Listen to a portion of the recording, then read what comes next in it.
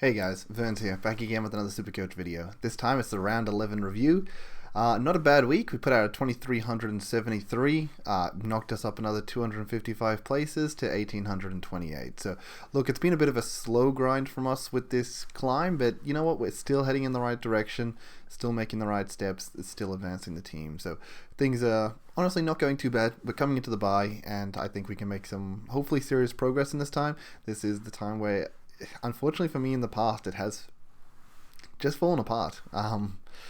Just straight up, I've just lost in the buys, which has been really unfortunate. I've always lost a fair bit of positioning, and I've always struggled to get a little bit back. In my best year, I dropped from about 1,000 to 3,000, and managed to get back to about 1,700 by the end of the season. And last season, I dropped quite significantly and finished at around about the 6,000 mark. So it hasn't been my strongest, the buys. With that, I usually think I plan really well for it, and it just doesn't go right. And so this year, I just haven't really cared too much about the planning, and I've just got the players I want, and it's going well so far. But we'll see how that transitions through this really damaging time of the year for Supercoach players. So let's jump in, see how the team went. We did end up changing up our trades, so you're all going to be probably surprised to see this unless you were playing me in one of my leagues or you went and checked out my leagues, but I actually brought in Sicily over Laird. So listening to George's podcast a little bit later in the week, also Supercoach Insider Boys were talking about it too. Everyone was just obviously very hype on Sicily, getting him in, going to be very good into St Kilda, who just give up a ton of points to defenders. Sicily having this new third tall role, just looking like the Sicily of last season, and I just decided I wanted to be a part of that. I just felt like it was more likely Sicily would outscore Rory Laird this week. Did feel like probably a 120 floor, and obviously went way above that. On top of it, we ended up putting the VC on him, and we just got massive dividends. If we look at the comparison of what we would have done, we probably would have got the VC on Petrarca, as we talked about. Probably would have taken the 122 after the last few weeks not being able to really get anything with it. So there's 50 points earned extra on the captain choice. Then Laird comes out with a 115, so there's 57 points with the Sicily pick. So ended up making about 107 more points this round with this trade, which is good. Obviously, Sicily, though, is going to be looking at a 1 week suspension, which is really unfortunate. I guess the only good thing is he earned us 107 extra points. So unless our 18th player outscores our 19th player by 107 points, it's going to be a net positive at the end of the day. So it's still, I still think overall it's going to be a net positive. I don't think that's going to happen. Just really unfortunate in that case, but we haven't had a good captain score all season, and this was just really good to get on. Also with the Sicily price rise, he got a massive price rise where it's going to be very hard for a lot of people to get on him moving forward. Also with his bye coming in, you're not going to bring him in obviously next week, a week before his bye, so it actually works out quite nicely. It does suck in the sense that obviously we brought him into play while Oliver was out, and now he's out as well, so it kind of defeats that purpose. But as I said, the points that we earned this week, it's a net positive of 107. Like, it's very, very worth it in that sense. And then if we didn't obviously move him in at all, we'd be looking at the rookie score of Wilmont's probably for the 29. So if you can take that into account as well, that's probably an extra 80 points there that we would have got. So it's a good 200 points from if we didn't do anything to bringing in Sicily, and then Sicily over Laird's another 100. So in reality, things still went well with this trade. It also meant that we banked extra money to be able to bring Oliver in at a later date, which would be really nice. But let's just go through it quickly. Sicily had a massive game. He was good 75 points, 10 minutes left in the second, and I'd already put the C on Madden. Like, he was destroying them. And then Hawks come back and win a really unexpected game. That's one thing I will say. It was a lot of upsets this week. Obviously, we had Hawthorn get over St Kilda. We had Gold Coast get over Dogs. And I don't think Freo over Melbourne was that much of an upset. Obviously, Melbourne not having Oliver, and Freo just looking like they hit some form. I guess it's the upset in the sense that Sean Darcy did unfortunately go down, and we did have to tank that 39. But also just Freo not having their superstar Ruckman managed to still get back in it and win. So that's pretty crazy by them and pretty good for them. Really unfortunate for us on the topic. Obviously, Sean Darcy gets injured. We're going to have to trade him. He put out a 39. So, I mean, look, there's the yin and the yang. We got a massive captain score, and yet we still weren't we went backwards in our weekly rank, and that's because unfortunately we had Darcy. We did get a lot of good VC options though. We also had Will Day sort of tanking and Sinclair sort of tanking our scores. So we had a lot of, the yin and the yang. A lot of not great performing players this week, unfortunately. Darcy obviously gets a pass in the sense that, he got injured. What can you do about that? But Day has just been inconsistent. Sinclair has been inconsistent. Well, if anything, Day's just been bad. And Sinclair's been inconsistent. Zeeble had a down week. Sheasel had a little bit of a down week too. Liberatore had his lowest score of the season. So plenty of things that unfortunately didn't quite go right for us this week. So the Sicily VC actually saves us a ton of points. Like, as I said, if we take 100 points off our score, we probably slide 500 plus places backwards. So this was really big for us.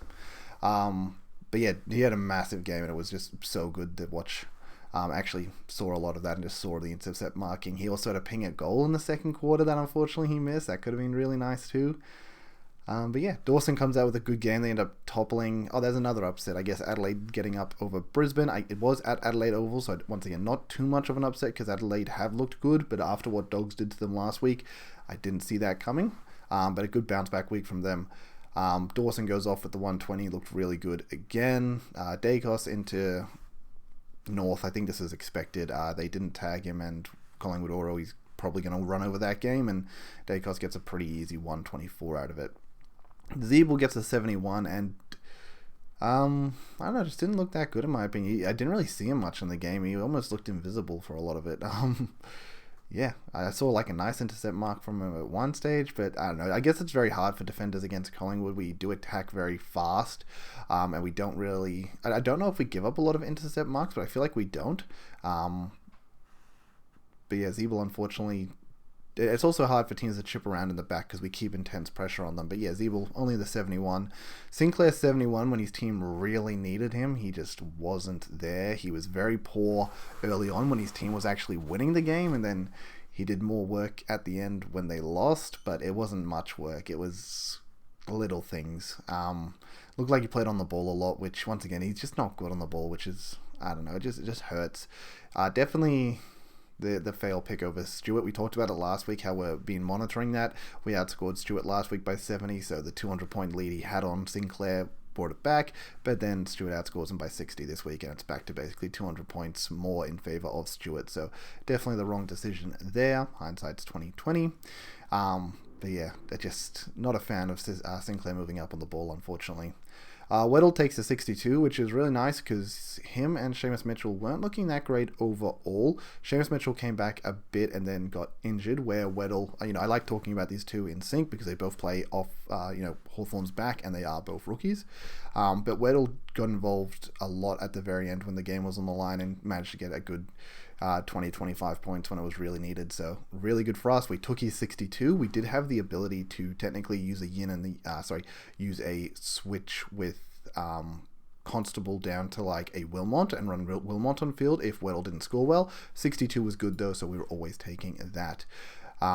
Saying that, Johnson was playing at the same time, so if Johnson and Weddle both scored poor, whichever one scored the worst, I would have put Weddle on for them, but they both scored quite well, so we put Constable on to take that score, and we put Sharp on to take Johnson's score, which was really good there. So we got at least some good rookie scores. We definitely wanted to rule it there, because I don't know, if you ended up fielding Wilmot, that would have really hurt. Bonk comes out with a good game, 124. Obviously, the backup caption option saying that Gold Coast kind of just ran over them. Witts definitely beat down on English, and Rao just beat down on all the Dogs. He was just unstoppable in there. Petrarca comes out with a 122. I don't know. That's pretty good. Like, I really don't mind that as a score. It did look like Petrarca was doing a lot, but at the same time, obviously not enough because his team lost, and he only got a 122. I don't know. When I did see him, I felt like I saw, like I wasn't watching the game constantly, sort of thing. As I mentioned, I was watching this Hawks game rather than the Melbourne Freo game, but I was flicking back and forth, and I felt like I saw Petrarca every time I was on this game, but just, apparently wasn't reflected in the scores. Liberatore comes out with the 80, really his lowest score of the season, which is really unfortunate for us. You look at that compared to him and Laird. I'm pretty sure on the same bye. Last week Laird went 140, so outscored him by about 20, and then went 115 this week. So about 50 points difference there between Liberatore and Laird, but I'm still happy with Liberatore. I think this will be fine. I think that was just a game where Dogs lost that they didn't expect to lose, and Libba ended up on Raul, who was just destroying it and was just doing the ball thing better. So yeah, just it is what it is. Nothing wrong with I think Liberatore as a pick. That's fine. Merritt gets a 110, which is good. Obviously we were scared of an O'Neill tag who came on as a sub, but yeah, Merritt got the 110. Happy with that. Neil 122, which is awesome, but a lot of people, as I mentioned, would have got on Neil cheap, but I know a lot of people were hesitating to get on Neil. I think JD brought up a good point where it was Neil hasn't been that hot shot this season. He's been up and down in his scoring, and what's going to change to make him this 120 plus player? And there's not really a reason it's going to change. At the end of the day, Lions are doing well. Unless Dunkley gets injured, Ashcroft's in there. There's a lot of reasons why, unfortunately, sometimes Neil's scoring gets soaked up by other players because he is in a good team. And there's no reason that's going to change anytime soon. So sometimes maybe he will have those down games. I guess it's just more or less hope that he has more consistently up games. But there's no formula behind why he should do better. So I guess a lot of people probably were a bit hesitant to get on Neil. But they'll probably get on him next week after his bye week. He's had 2 back-to-back 120 games, I'm pretty sure, and he's definitely going to be increasing in price moving forward. So it doesn't show us his break-even right now because he is on the bye week. Pretty sure if we go down here, though, it should show a predicted break-even. Break-even 100, so nothing special there on the break-even front side of things, but he's still a nice cheap price, and he is a superstar. So plenty of people can obviously get on him. Green 95, which this is surprising in a game where they beat Geelong. Bit of once again another upset there. It's an upset just because that GMHBA, saying that GWS are notorious for getting Geelong and GMHBA out of all teams. But yeah, where they get up there and Green doesn't have a super stellar game, but it's fine. We started them 110 average for the start. We're fine with that. Fortunately, he's obviously missed a game in that, which does hurt a little bit too, but nothing wrong there. Day 74, which is just very annoying. It's definitely been talked about and everyone knows it. He just doesn't have the disposal efficiency. 30 touches and just not good enough. There was a good chance that he had to clunk a mark in front of goal. I remember him also missing a goal, I'm pretty sure, off a set shot as well, which is a bit unfortunate. Definitely could have been able to push that score to a soft ton, but unfortunately not. And then we talked about, obviously, Johnson, who did really well for Freo and should definitely hold his spot next week, so great, he will definitely stay in our team. And Wilmot, who needs to go because the 29 has destroyed his break-even, and he doesn't have that halfback role anymore, unfortunately. Engwin came in with a good game, so hopefully that keeps him in the team moving forward. It should. They get up on a win, and he plays pretty decently for a rookie, so I'm expecting him to play again next week. Darcy's got to go, obviously. Marshall, look, Hawks are really good at restricting rucks from actually scoring. So, yeah, Marshall unfortunately just didn't get... He got 98, so we take that. It's an okay score. It's nothing special, I guess. Dunkley, a 146, someone who usually soaks up Neil's points, but they both managed to score well in a loss, which, is surprising. But when the rest of Brisbane isn't doing so well, that's usually when you see Neil get bigger scores overall, because he has to put them on their back. Taranto comes out with a massive game, which is awesome. Goulden 93, we take those. Rosie 111, once again we take those as well.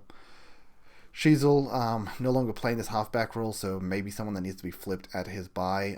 We will evaluate at the time. And then Seamus Mitchell we already talked about. So just talking about who I plan on keeping moving forward.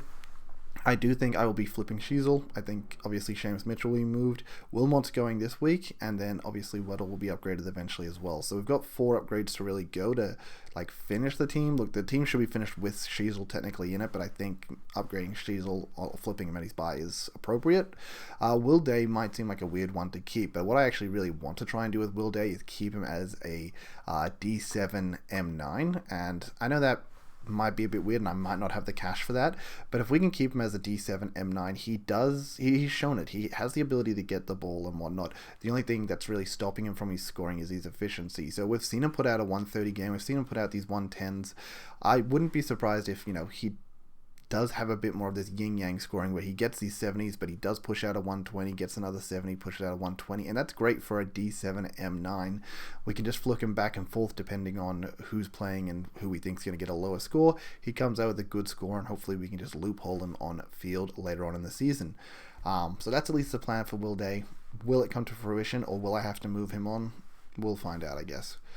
But trades this week, really important. Obviously, we have to move Sean Darcy, unfortunately. Wilmot needs to go as well. And then it's really a decision on the third one here. But the only luxury, I guess, with, unfortunately, Darcy going down is that he has to be traded. And the option is either Jared Witts. Sorry, this loading is crazy. I'm guessing that's a my internet thing. Can you stop? Okay, cool. Let's try it again.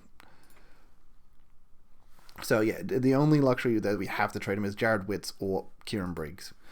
And Briggs is a massive cash cow in a situation where we need the cash. It's as simple as that. So we will be looking at him. And honestly, just taking him. Because if he keeps putting out these 100-ish scores, there's really no problem with a 105 average. He'll make us some really good money while scoring well on the field. So I'm kind of excited for him to do that for us. And then we will be obviously looking at Ford because he will be a cash grab before his buy, hopefully. We need to move someone up. So let's just move Davey out of the way here. Bring in Eddie Ford. Cool. Leah's with a 577k in the bank. And the thing here is this is a double downgrade where we're losing a premium. So we honestly have to trade again to at least make a sideways on the premium and then double down. We did not want to be losing Johnson. We wanted to get rid of Wilmot. What happened there? That wasn't what I wanted. Oh my goodness. Reset. Okay. Okay. Looks good. You should go there, which should put Ford on field. Okay. Yep. Sorry, so 670k. So it's a lot of money. We basically have to move for a premium this week. Otherwise, the team's going backwards, and we don't want the team to go backwards. It's that simple. Who should we be going for? Look, I'm honestly just going to be going for Jack McRae. Like, he came in with a big game. He looked good. I think he's definitely going to be a top 6 forward. I didn't expect to grab him, but it's what I'm going to go for. Now, the real question here is who am I moving out? So we do have, I'm going to be leaving Constable. Roberts, he's dead, so I could move Roberts with a lot of money, but is it really worth it? Or is it better just to keep him there for the rest of the season? I could be moving on Chincotta, basically 70k more saved, which is much nicer. And then obviously flip Mitchell to the defense. Now, the thing is, though, we're expecting Chincotta to get a game this week. With Carlton having so many injuries, it's kind of expected for him to play. So not going to move on him. And then Davey potentially play. He's been up and down. It's really not too much more money for someone that could play for us throughout the buys. Yeah, he might not get us too many points, but maybe he comes in with like a 40 or something, and 40 extra points is 40 extra points. So I think at the end of the day, Roberts is just the one I have to go on because he's the rookie that's not playing with the most money on him. Yeah, and then we're going to be looking at Jack McRae. So I guess the other crazy thing this week is obviously Walsh didn't get the forward status. Gorn didn't get the forward status either, which was pretty crazy, honestly. Really surprised Sinclair didn't get mid status. He must have been very close to that. But what this does for us is obviously it looks really nice on paper, just sort of putting that out like that. Don't really think it matters too much this week, but I did want to actually get Davey into the forward line. I think Chincotta into the midfield and Mitchell into defense. I think that's what I wanted. So I'm just going to quickly undo these and get those in that setup like that, because I think that's going to be just better for the team, because then I have a bit more swing available to us. So we're moving here and we're moving on Darcy. We're going to go to break evens real quick. Going to get those two. Cincotta go down. Mitchell go back. And then we can get Jack McRae in. Okay, good. Looks good. So yeah, I think that looks pretty good overall. I would expect Ford to... no, did I click on him? I did. But it all moved anyway. Okay, great. So we can get Goulden on the bench. Marshall on the bench. Johnson as well. We're just going to do this because it's going to be much better to have Marshall as a loophole. And then we can get Weddle or Seamus Mitchell on field. It looks like Seamus Mitchell will be playing. He looks good to go. So we can go like this. And if Constable does get named at the end of the day...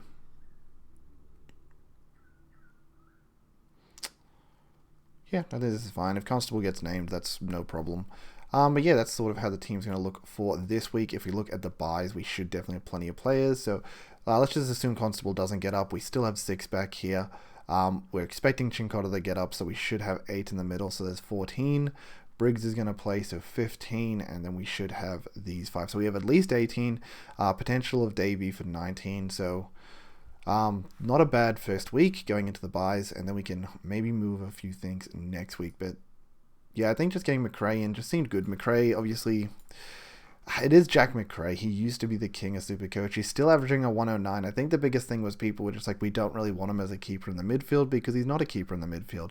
But once he drops down to the forward line where the average needs to be significantly less, he is definitely a keeper in the forward line. As we saw total points, I think he's 4th overall in the forward line. So let's get Jack McRae in. I mean, last season before, how many seasons would have we if we had Jack McRae on the forward line, he would have been the most must-have player. So he's hit some good form recently. Cats have been giving up some points. They're at Marvel. Yes, Bevo might move him around and whatnot, but I mean, even if I just click on him, it's not too devastating at the end of the day for the numbers he's been putting out. He's hitting a floor of 80, which isn't great overall, but he's still the Jack McRae that has that 140 ceiling. So 145 ceiling, 80 floor, and he's definitely getting around that 100 average. So even before this 145 came in, 101 average. You wouldn't be too happy with that, but that was off the back of some bad games. It meant that he dropped in some in money. He's obviously starting to earn it back now, but yeah, I'm happy to bring Jack McRae in. What this does mean to finish the team is that when we do look at the final team, we're going to have Goulden in here as well. Potentially Zeeble in the forward line. That might be the end of the forward line there. What that means in the back line, we'll have Sicily, Dawson, Dacos, Sinclair. Day, obviously, as I mentioned, I want to use him on the loop side of things. Leaves room for us to still get Stewart in, and we can use Zeeble to flip up and down if we really need. Yeah, there's still plenty of room to get the players I want. The midfielders, at the end of the day, we have 2 spots available for midfielders since we moved out Clary. Obviously, we're bringing Clary back soon, and then we'll have 1 spot available after that, which should be probably Laird's spot. I want to say Laird's spot. I'd love to get Laird in this week as well. He will be contesting his dangerous tackle. Don't know the results of that until tonight, unfortunately. It might sound bad, but if he does get a week, that's pretty favorable to me in the sense that it's not going to affect his price, as well as anyone that owns him, obviously. Just means that they don't get his points in a week that they would probably like them. 88, so he can definitely meet that. Definitely go up a bit in cash, but if not, then he'll be... I don't really want to grab him next week, though. I'm probably not doing many trades next week. Maybe just rookie upgrades. But yeah, I guess that's enough talking about the team. Let's wrap this up by just getting some captains in there. Sorry, Sicily is out this week, so I keep talking about him like he's not, but he is out. So we do need Davey to play to actually get the 18 on field. Davey or Constable, one of them needs to play to get the 18 on field, which does suck a little bit there. Oh well, we'll figure it out. Hopefully, let's just move these around. Keep the players that potentially play on field. Yep, all those people are good. captains, bit of a hard one, I think. Sicily would have been great into Port, I think, but unfortunately not. Petrarca, Friday night, into Carlton. Carlton have been giving up points in the midfield, something that you wouldn't be used to. West Coast, Optus, which is a wide ground. Oh, Dacos looks really good there, actually. Yeah, I think Dacos has got to be a VC right there. If you're at Optus, which I'm pretty sure is a big ground, which leaves a lot of room for Dacos to spread, get those little cheap possessions, and score quite nicely there. Then a lot of people would have Gold Coast coming in here. I don't think you'd trust Rao, but Dawson could be an option. Potentially Laird. Obviously, Geelong have been giving up points to midfielders as well, so Bont can definitely be an option. Potentially Libba, potentially McRae. I don't think I'm ever going to trust McRae with a C. That's the only thing. I mentioned it last week with Bont. You're sort of looking at a 110 minimum from him. This week, I don't think you would be unhappy with the 124 he put out. So he's at least the safe captain option. But what's not the safe captain option, it might be a bit more risky, is going for Merritt. So Merritt's been let off the leash a little bit more from the coaching staff to get in the midfield and do his thing. So I do like the sounds of Merritt. Yeah, I think that's my preferred options here. I think the preferred option is Dacos VC just feels like a must. And then if you want to play a bit more risky, you have Merritt with the C, or you have Bont with the C if you want to play a bit more conservative. Saying that, Bont definitely has the ability to put out a 160. There's no problem with that. I'm just saying conservative in the sense that you're probably looking at a 110 minimum, maybe a 160 ceiling potentially. Obviously, we know Bont can go bigger than that. I just don't know if he will. Where Merritt is a bit more risky in the sense that we've seen him drop 80s and 90s, so it's a lot lower of a captain option in a worst case scenario. I can also put out sort of the 160. I think there's a good chance that he will outscore Bont this week because of the matchup. But as I mentioned, the bounce back effect of that is if he doesn't have a good week, it's a pretty abysmal week overall for a captain score. But yeah, that's how I'm going to leave it. That's what I'm going to be looking at. Once again, guys, thanks for tuning in. I'm sorry I rambled on for so long. We have 243k in the bank. We got plenty of money to get Oliver back in when he comes, which is good. Yeah, leave your comments down below. Tell me how you're going. Tell me if you made those, what sort of trades you're looking at. If you're going to do any trades, how the team's sizing up for the buys, what your plans are. If you hold Oliver or not, if you moved him on, who'd you move him on for, all those sort of fun things. Just hit me up with whatever's happening. Once again, I always appreciate you guys watching the videos to the end. I always appreciate you guys liking. If you've subscribed, I really appreciate all that, and awesome. Awesome for you to be here for the journey. But yeah, just I'll finally leave you with that. Enough rambling for one day. So until next week, guys, peace, later.